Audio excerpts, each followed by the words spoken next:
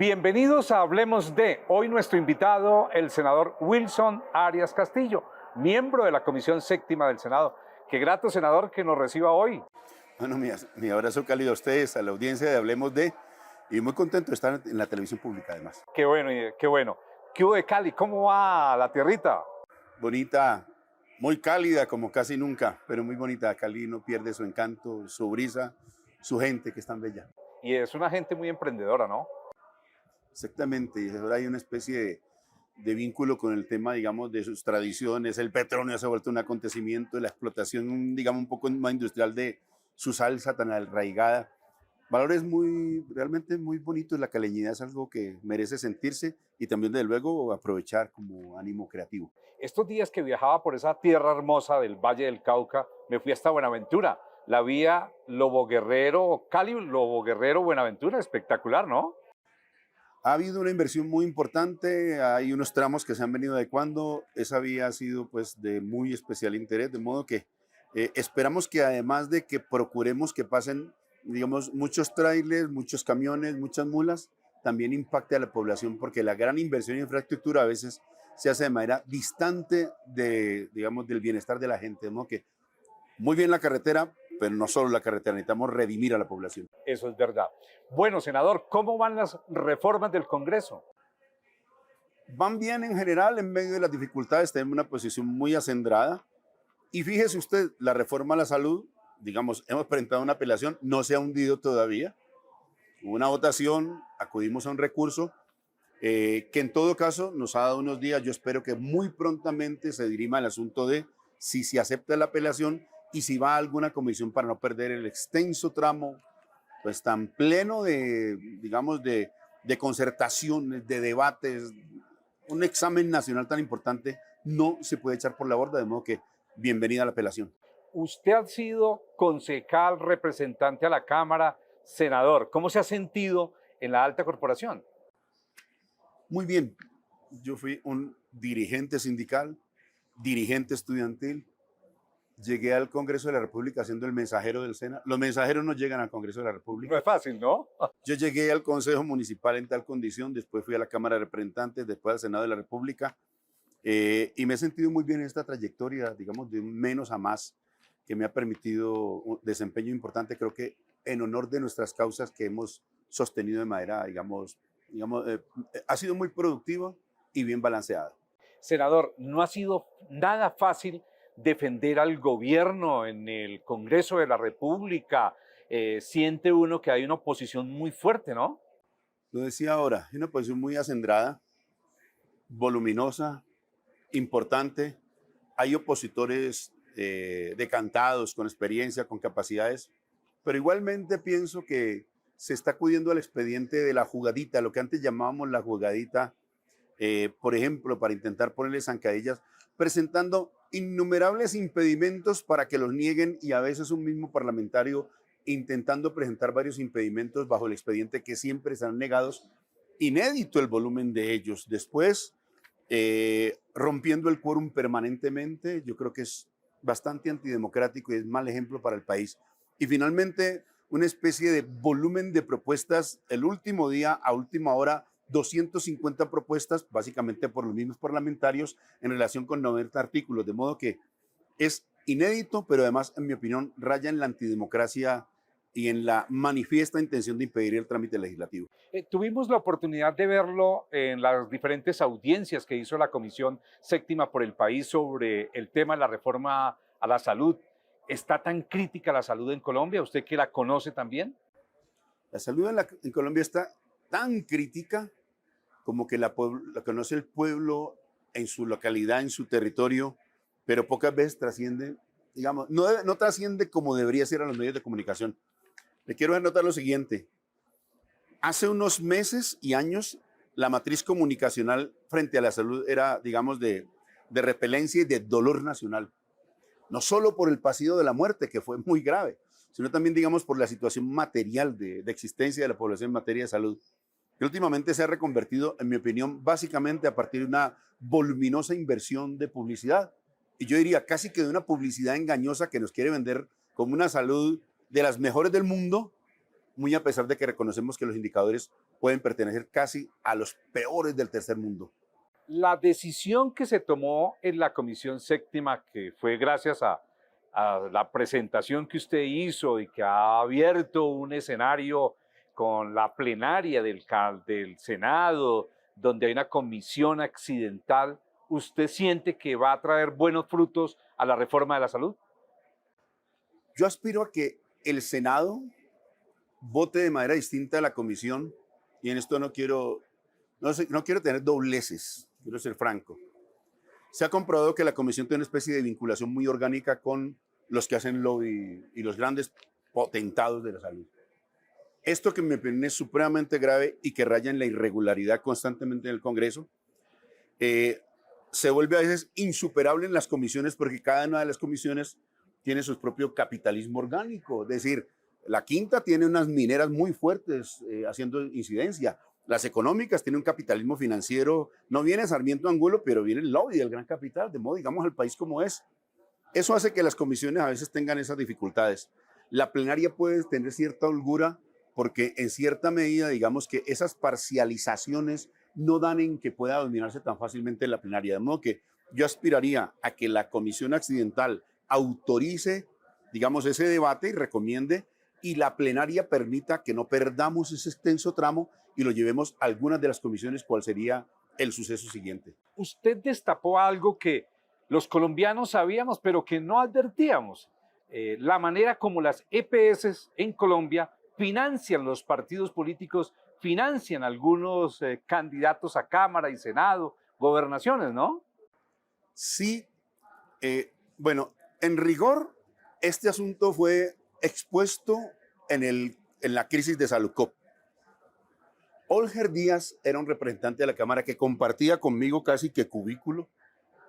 Le tendían alfombras rojas en la Cámara de Representantes, yo no sabía mucho por qué.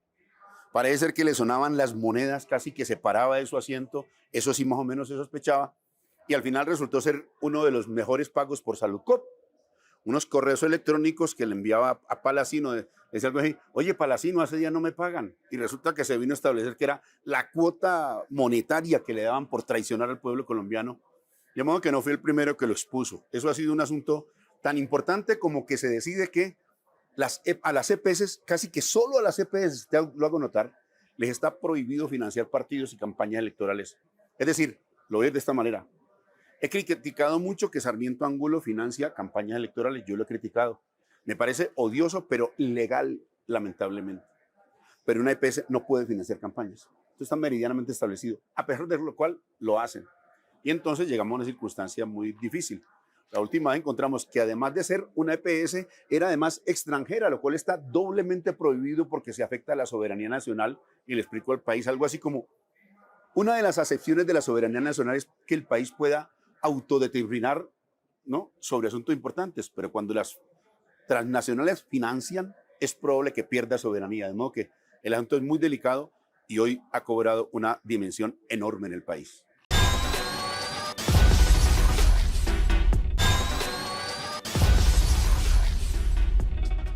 Y continuamos con nuestro invitado de hoy, el senador Wilson Arias. ¿Cuántos años en las organizaciones sindicales, sociales, al frente del SENA? Al frente del SENA, 20 años como dirigente sindical. Antes había sido dirigente estudiantil, fue durante 3 años que duró mi curso, y hubo un interregno importante, de modo que vinculado al SENA, yo no sé cuántas décadas ya, yo creo que desde los 15 años, de modo que eso ya van de 40 y pico. ¿Y cómo siente el SENA hoy con este gobierno? Lo siento con grande expectativa. Fue muy bien reivindicado en su programa de gobierno, fue muy bien reivindicado en su plan de desarrollo en cierta medida. Esperamos que podamos aplicarlo, porque es verdad que hay una dificultad importante entre el programa de gobierno y la ejecución. Y esto le pasaba a los anteriores gobiernos que nos han dominado por centurias, o por lo menos por largas décadas. Este gobierno tan nuevo tiene a veces dificultades, de modo que lo digo sin inconveniente. Queremos que en el SENA se aplique mejor la política que hemos diseñado, especialmente la que tiene que ver con la economía popular, que a mí resulta, digamos, tan cara y tan fundamental. A un hombre del Valle del Cauca como usted, no puedo dejar de preguntarle por el fútbol. ¿Cali o América? América, Cali a ganar, aquí no se puede empatar, señor. Yo he sido del Deportivo Cali, Sí. de Pingüe, porque por allá me matriculó mi familia, Sí. ¿no? Mis hermanos mayores. Y eso, como dice alguna película por allá, no, es un asunto que no se puede abandonar. Uno puede pagarle muchas cosas en la vida, pero de equipo de fútbol jamás. Pero está quedado, ¿no? En esta está quedado el Cali, ¿no? No me provoque. No me No me provoque, provoque. no me provoque. Bueno, es nuestro invitado de hoy, el senador Wilson Arias. Senador, ¿cómo ha visto la posición del ministro de Salud, Guillermo Alfonso Jaramillo, frente a este tema de la reforma a la salud? Lo veo comprometido, lo veo estando al milímetro.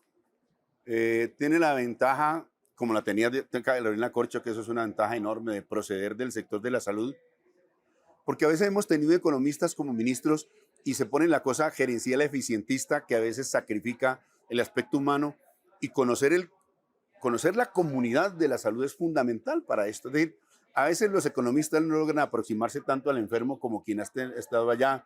El que ha manejado, yo no sé, desde la cita médica hasta el bisturí puede decirte, oiga, las citas efectivamente se han arruinado, la salud del paciente, la organización, en fin. De modo que para mí es una fortuna, y si además le agrega, digamos, una especie de dedicación a veces muy abnegada, como lo hacen los ministros, y de preocupación al milímetro de la reforma, creo que se hace un buen ministerio. Desde el Congreso así lo hemos sentido. ¿Hay corrupción en el sector salud y hay corrupción en el Estado? Hay corrupción, te lo voy a tener que decir como lo he dicho durante estos 2 días. La corrupción es un asunto muy lamentable, pero hay que entenderlo a veces como una estrategia de acumulación capitalista. Esto no es porque lo haya dicho Marx, que también lo dijo, pero lo dijo también Adam Smith y otros. Es decir, eso de lo que algunos llaman la acumulación originaria de capital. Todo lo que tuvo que ocurrir para que hubiera capitalismo, bueno, ahora a veces ocurre. Todo lo que tiene que ocurrir para que haya ciertos negocios está mediado a veces por la corrupción y por lo que han llamado captura instrumental de los partidos. Se captura instrumentalmente a los partidos no solo en la salud. Uno de los acontecimientos más formidables y lamentables de captura lo hizo Odebrecht. Te voy a decir una cosa que es muy delicada. Hay investigadores que sospechan que Odebrecht puso presidente para poner fiscal general de la nación. Es un asunto interesantísimo de la historia. Invito a los periodistas a que profundicen, porque hay, creo ya, pruebas suficientes. Vengo a un debate de Odebrecht que algún día abordaremos nuevamente. ¿Hay garantías para hacer gobierno en este país? ¿Usted cómo siente todo este ejercicio que usted hace en las regiones, que hace en el Congreso de la República, que acompaña al presidente? Siempre se ha dicho que el gobierno, quien gobierna, realmente domina una parte del poder, y una parte a veces bastante modesta. Hay poderes fácticos tan importantes que logran, inclusive, como en este caso, derrotar un proyecto de reforma a la salud en una comisión, un asunto trascendental. Lo dijimos en campaña, lo explicamos durante tanto tiempo. Petro se puso en el corazón el tema, llega el gobierno, digamos que hace lo que tiene que hacer, digamos, alguien que está absolutamente convencido, y al final, a la hora de nonas, resulta que al parecer nos distraen esos factores reales de poder. De modo que ser gobierno así es más difícil, especialmente cuando se quiere representar a los débiles. Es decir, cuando lo que venimos teniendo gobiernos corporativos, una democracia capturada por las corporaciones, hacer un gobierno para los de abajo es supremamente difícil. Todo el mundo ha pegado el grito en el cielo con el tema de las intervenciones de las EPS que hace la Supersalud. Algunos advierten que era necesario, que llegó el momento, que este gobierno se le puso serio a las EPS. Si fuera por el número de intervenciones, más serios se le pusieron todos los gobiernos anteriores. Mira, digamos que estamos en pañales frente a lo que hizo Duque, frente a lo que hizo Santos. Porque hubo más intervenciones, ¿no? Hubo más intervenciones y hubo muchas más liquidaciones. Aquí se ha intervenido inclusive para tratar de salvar EPS. Yo sostengo que las anteriores liquidaciones eran en función de crear un oligopolio privado. Entonces, Duque dijo en campaña, liquidaré todas esas malas, ¿te acordás? Eso pues lo aplaudía la gente y el gran capital rabial, porque lo que querían en la práctica era tener un oligopolio, es decir, pocas EPS con una grandísima concentración en el mercado. Cuando lo hace Petro, que es para democratizar y organizar la salud, entonces ahí sí que peligro cuando apenas han intervenido pocas.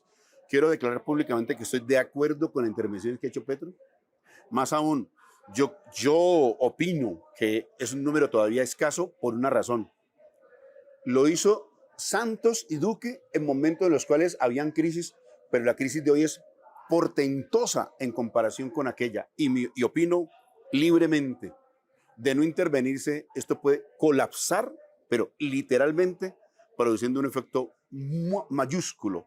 Si se hace ordenadamente, con la intervención que acompañe el Estado, es posible que logremos un tránsito mucho más, digamos, que nos permita resolver las claves principales del problema de la salud. Le cuento que hablando con algunos abogados de la cosa administrativa, me han advertido que lo ocurrido en la Comisión Séptima del Senado por aquellos senadores que radicaron ponencia favorable de archivo de la reforma a la salud sin haber declarado el impedimento que tenían, pueden estar inmersos en una pérdida de investidura. ¿Qué sabe usted? Bueno, yo tengo que declarar porque a mí no me gusta hacerme el bobo frente a estas cosas, de modo que de frente. Es decir, yo soy quien ha formulado la única acción de impedimento que hay. Bueno, estoy radicando la que hay en curso porque quiero decirle al país que lo anuncié hace algunos días, pero por seriedad he decidido esperar la recaudación de algunas pruebas que me faltan, pero lo estoy haciendo en estos momentos porque considero que el tema de los impedimentos, aquí lo que estamos resolviendo es si el Congreso de la República va a seguir dominado por los factores de poder. Cuando era representante de la Cámara me impresionaba porque íbamos a votar algún asunto que tenía que ver con fertilizantes o con la farmacéutica y se desaparecía la plenaria. Digo, se desaparecía la plenaria. Aquí vamos a votar asuntos de reforma agraria y el 75% del Congreso se manifiesta impedido, pero no se retira del recinto. Fíjate el comportamiento tan extraño, ¿no? Que alguien tiene que ponerle al cabello al garato. Yo creo que era urgente hacerlo y que la justicia resuelva si ese tipo de comportamiento puede seguirse dando, inclusive de cara al país. A mí me avergonzaba que transmitieran por televisión la manifestación de un senador que dice, a mí me financiaron estos sectores de la salud, pero no me retiro del debate. Yo creo que eso, algo raro no funciona ahí y quiero que las Cortes me digan qué es lo correcto al respecto. Algo suena mal. Algo suena mal y suelga, digamos, algo así como, ¿no? Ruidosamente mal.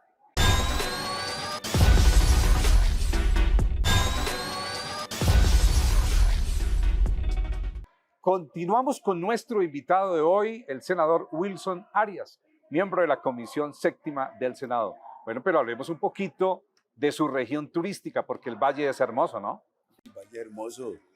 El valle tiene, no, la verdad es que el valle tiene muchas zonas muy lindas. Más allá de los extensos cañaduzales que algunos ven con admiración, sí. Eso era una belleza antes, sembrado de algodón, de maíz, bueno, de toda esa variedad, y eso le da una hermosura mayor. Ahora un poquito monótono, pero evidentemente el valle es eminentemente turístico y tiene una ventaja, ¿no? Además de toda esa causa de Cali, del valle, el Pacífico, su cordillera, le da una exuberancia impresionante, de modo que cualquier destino en Cali, en el valle por donde vaya es divino. Y si me hablan de Cali, les recomiendo asuntos populares chéveres.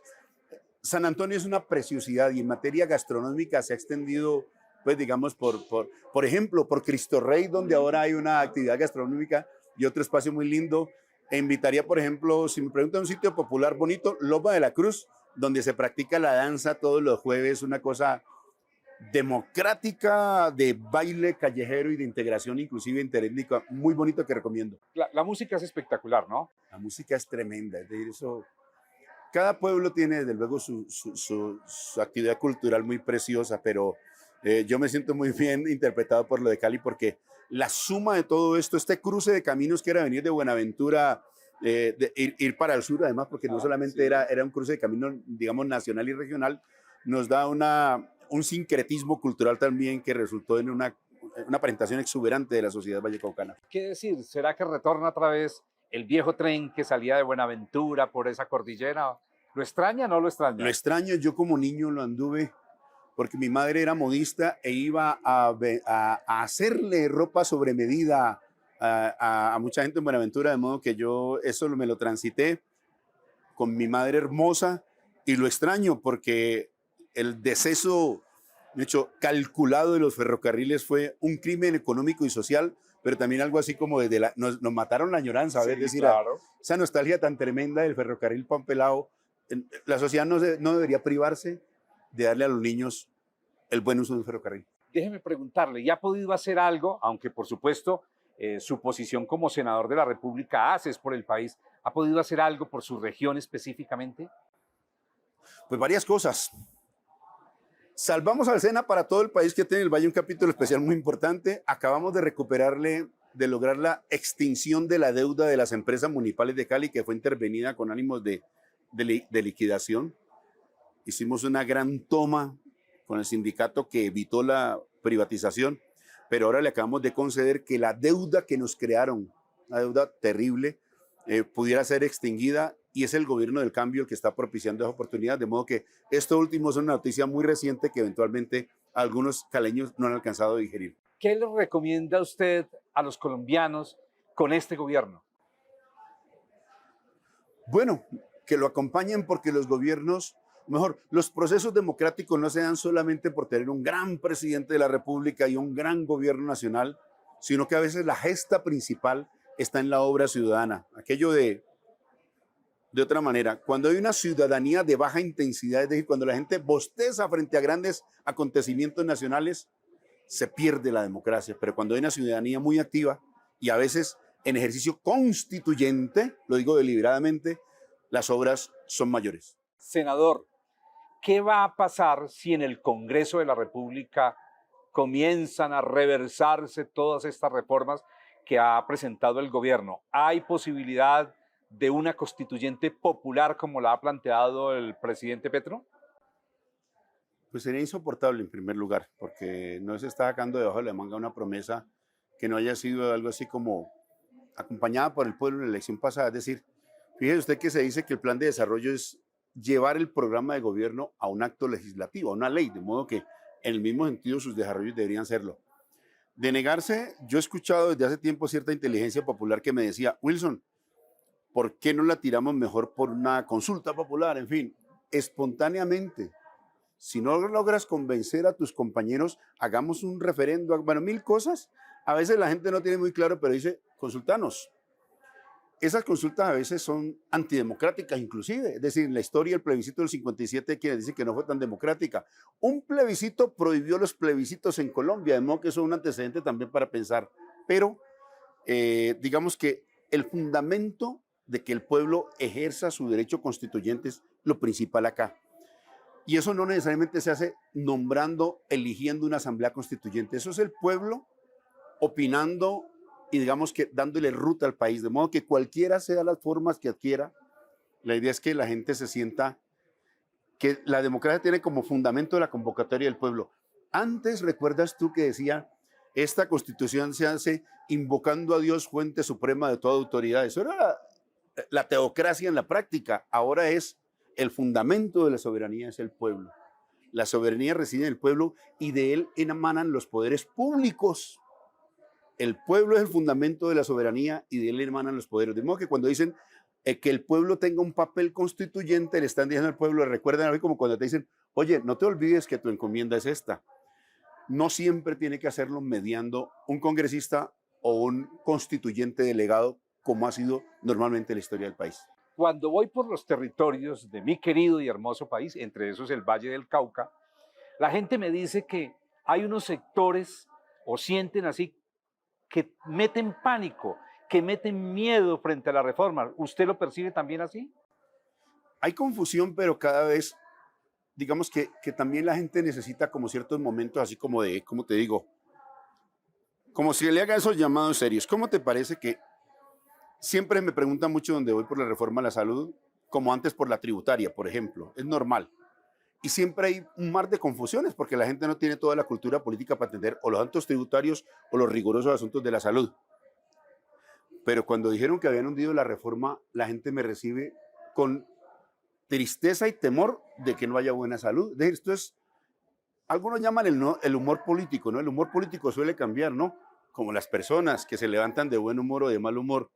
El humor político ha cambiado tanto en estos días en relación con la reforma a la salud que inclusive hasta RCN ha perdido las encuestas que hace sobre la reforma a la salud. Últimamente está pasando una cosa muy simpática que le digo a ustedes.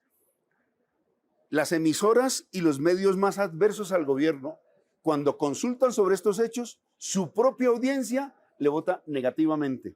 Esto habla un poco de que la gente ha venido comprendiendo de que ha tenido décadas, si no siglos, sin derechos o con derechos precarios, y que si no los tenemos ahora tal vez se le aplacen tantos que las próximas generaciones no gocen de ellos. No puedo dejar de preguntarle a usted que ha estado al frente de las marchas sociales, de las luchas sociales, de ser un trabajador permanente por esos trabajadores, por la reforma pensional y la reforma laboral.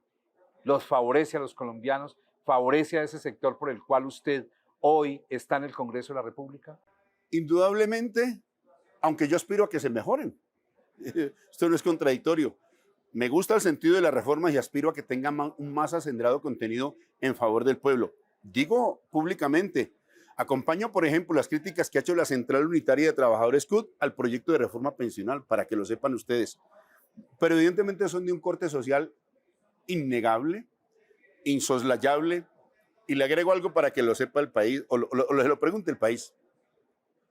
Si los potentados económicos están en contra de estos, ¿no será que es motivo para que pensemos a quién benefician o no las reformas? O de otra manera, los que más nos han negado derechos, se retiran ahora del Congreso cuando vamos a votar esta reforma. Entonces dijimos, vamos a darle a la gente que mejore, no sé, el recargo nocturno a su jornada laboral. ¿Recordás que se lo quitaron? Ellos votaron en contra del pueblo. Ahora que decimos, restablezcamos ese derecho para el padre de familia trabajador, se retiran del recinto. Le pregunta a la gente, ¿a usted no le informa algo de eso? Hay quienes dicen, a las cosas hay que medirlas por los que están a favor, pero también por cuántos y quiénes están en contra. Senador Wilson Arias, muy amable, gracias por habernos recibido en ese corre-corre que hay en el Congreso de la República, pero salimos, ¿no? No sabe la gente que he estado corriendo a votar, viniendo a compartirles, pero resulta muy animado. Le agradezco mucho y ojalá tenga muy buen suceso este programa porque hay que democratizar los asuntos de la salud.